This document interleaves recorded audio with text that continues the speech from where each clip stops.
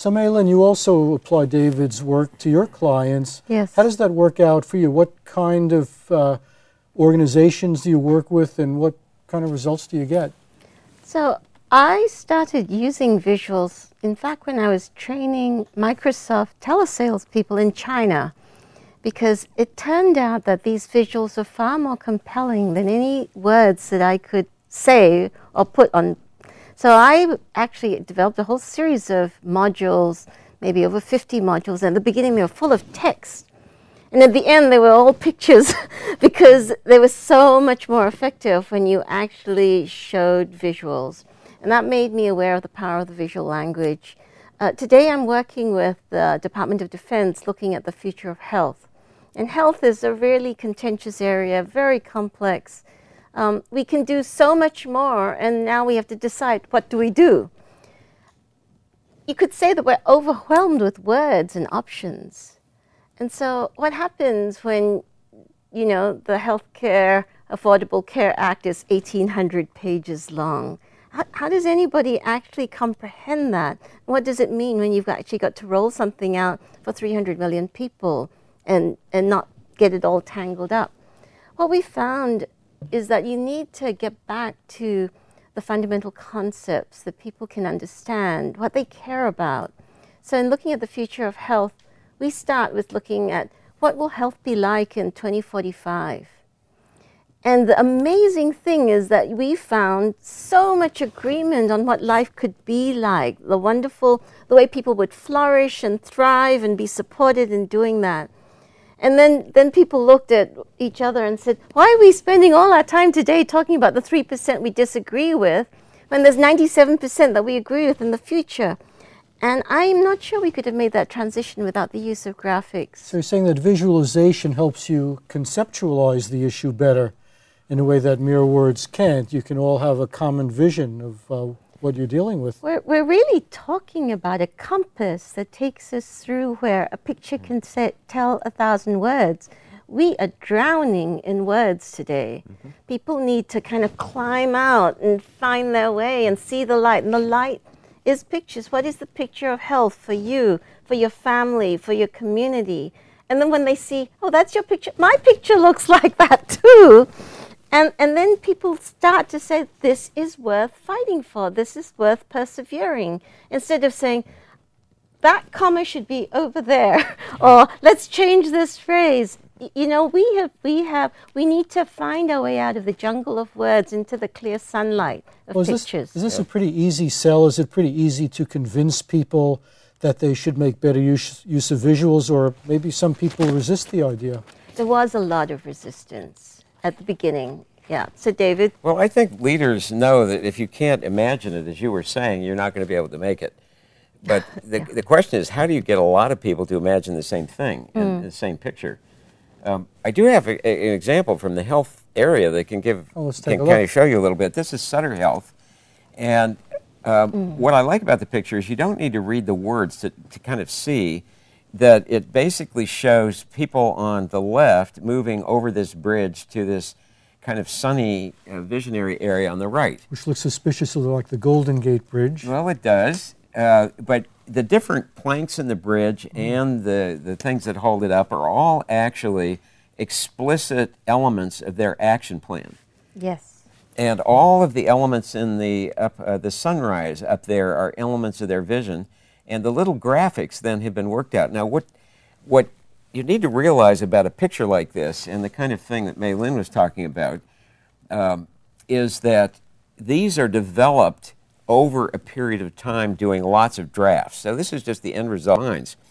Because once you get the idea that they're going over this river, and the river actually indicates some of the challenges, they can then begin saying, well, we really think this plank or that plank is the important one, and they begin talking across the different functions.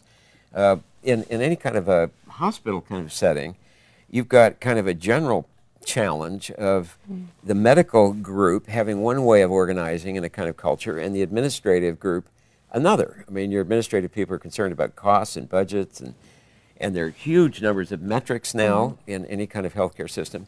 The doctors are concerned about saving lives and what's happening with the medicines and that kind of thing.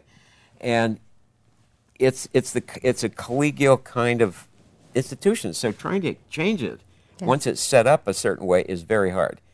Now, I actually think that the game for leaders and managers is between the ears, because if people don't have a mental model of the world that accounts for what they need to do, they don't pay attention to it. You have to have a way of thinking that leads you to care. Like in the 50s, most managers had no idea that their companies were producing pollutants.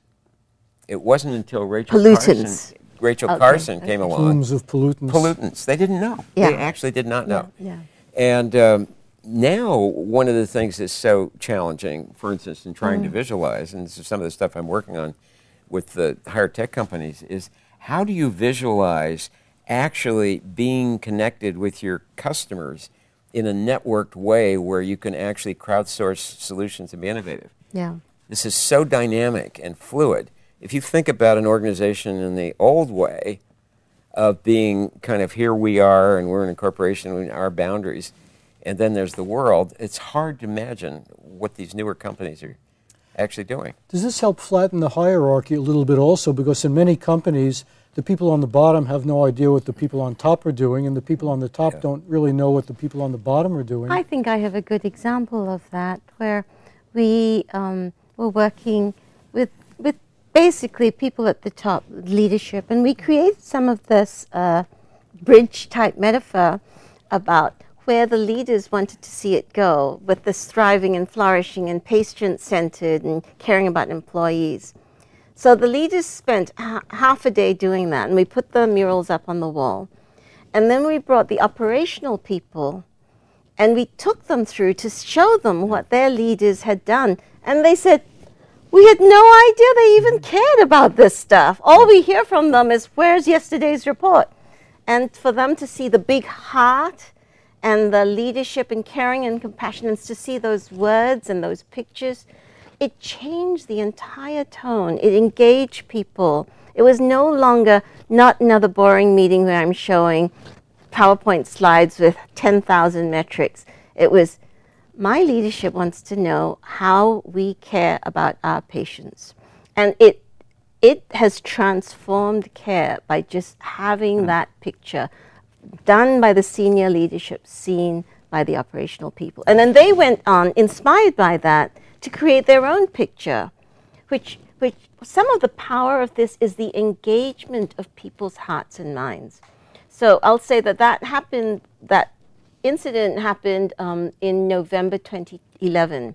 But in 2012, later on, we went into one of the groups and they brought back all those pictures and they went through it again. They said, okay, this is how we change and here's how we're going to go on. So you've got, instead of read this 100-page report, find out what, we walked around from mural to mural and people said, oh yeah, those problems are still there, but we've made progress over here. This might be great for contract law where you have all this fine print that you don't find out what it means until it's too late. A good example of an image was a healthcare system in Minnesota was working on their quality vision. And this is one that I describe in some detail in the book in a case study where I go through all the steps that you go through to develop one of these. But one of the dilemmas they had in their vision was they knew they wanted to have total quality, but there is a big move toward evidence-based medicine now, which is very concrete, lots of metrics and that kind of thing. By the same token, this is a hospital system formed out of 5 different religious-based hospitals, and we're really into nursing and the caring and the service that comes from personal relationships.